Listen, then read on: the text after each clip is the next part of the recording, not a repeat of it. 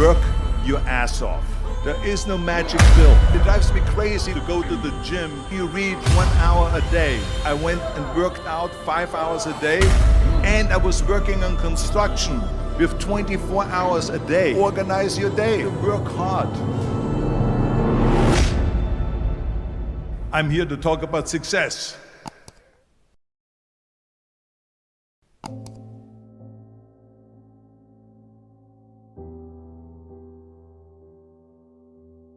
I went to college.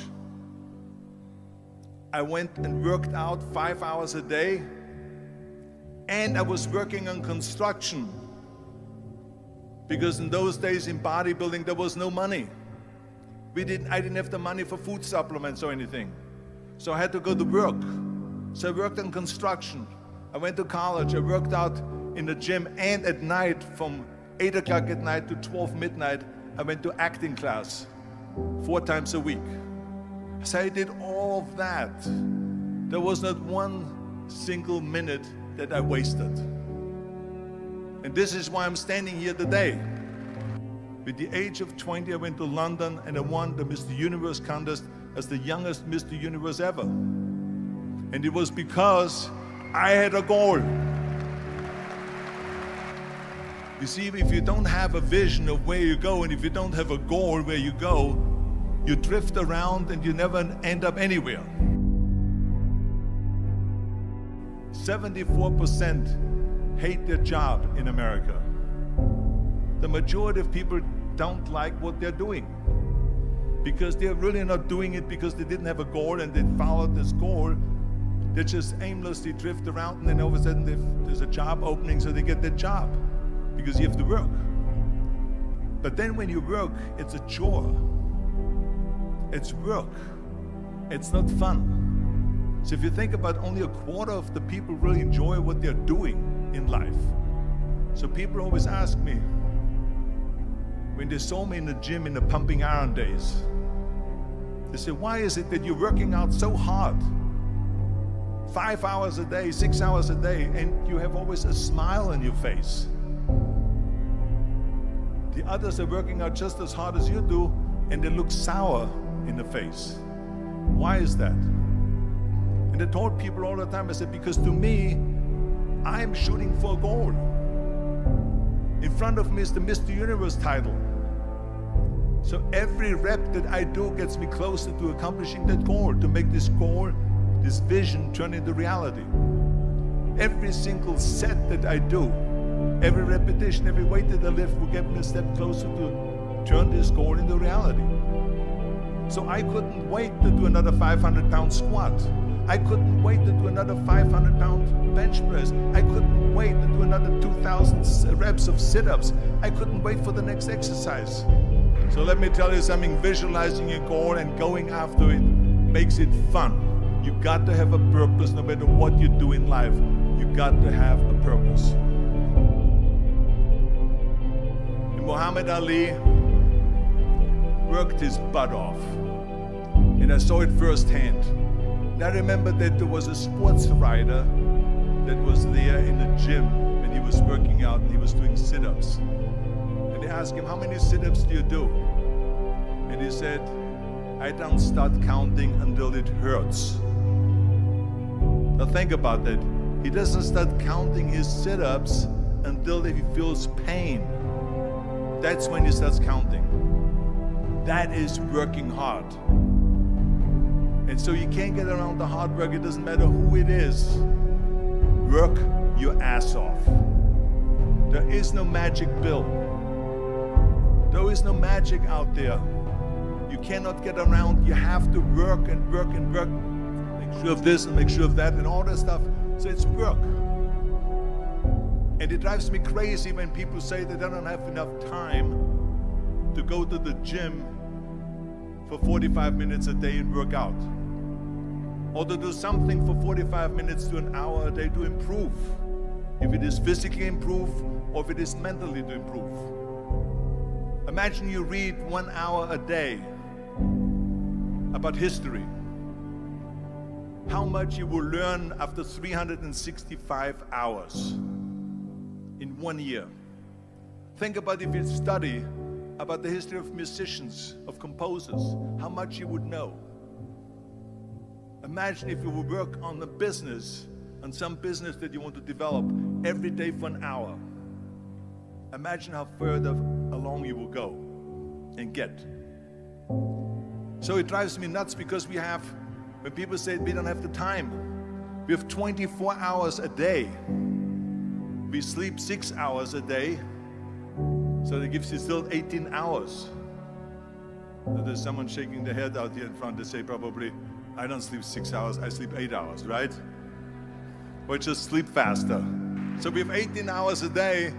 The average person works around 8 to 10 hours. So let's assume it's 10 hours, so we have 8 hours left. Then you travel around an hour a day, maybe 2 hours a day.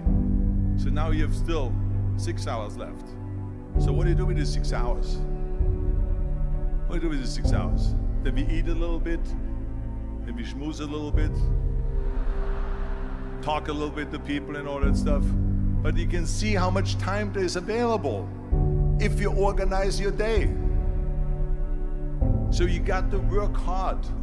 I hate plan B. And I tell you why. Because we have so many doubters, as I've said earlier, the no-sayers.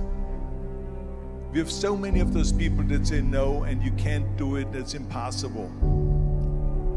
That is okay because we just turn off, as I said earlier, and we listen and we hear the no being a yes. You can't do it, you can do it, and all of that. So that is possible to do that amongst all the negative people around you. But when you start doubting yourself, that's very dangerous. Because now what you're basically saying is that if my plan doesn't work,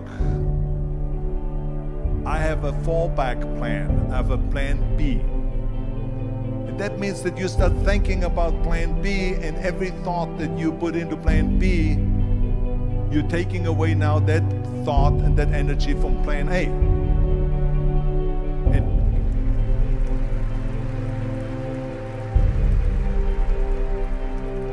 And it's very important to understand that we function better if there is no safety net, because plan B becomes a safety net. It says that if I fail, then I fall and I get picked up and I have something else there that will protect me.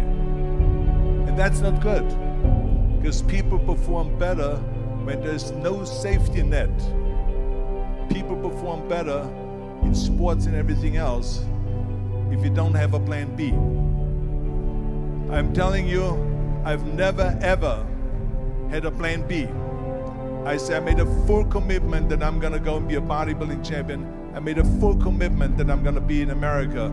I made a full commitment that I'm gonna get in the show business and I'm going to be a leading man. No matter what it takes, I will do the work. I will do the work over and over and over until I get it. And the same was in politics and everything like that. So to me, it is very dangerous to have a plan B, because you're cutting yourself off from the chance of really succeeding. And the reason, one of the main reasons why people want to have a plan B is because they are worried about failing. What is if I fail, then I don't have anything else? Well, let me tell you something, don't be afraid of failing, because there's nothing wrong with failing.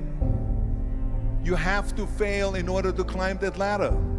There's no one that doesn't fail. Michael Jordan said in one of his interviews, when they said, "You're unbelievable, you're the greatest basketball player of all times." I mean, tell me about that. And he says, well, you're just mentioning the successes. But he says, for me to become the greatest basketball player, I missed 9,000 shots when I was playing basketball at the NBA games.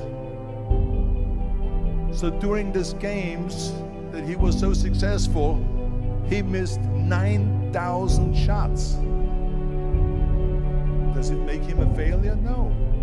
He's one of the greatest basketball players of all times, but he failed 9,000 times. Do you get it? We all fail. It's okay.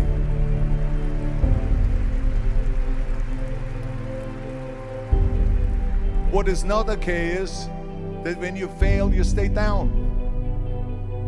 Whoever stays down is a loser.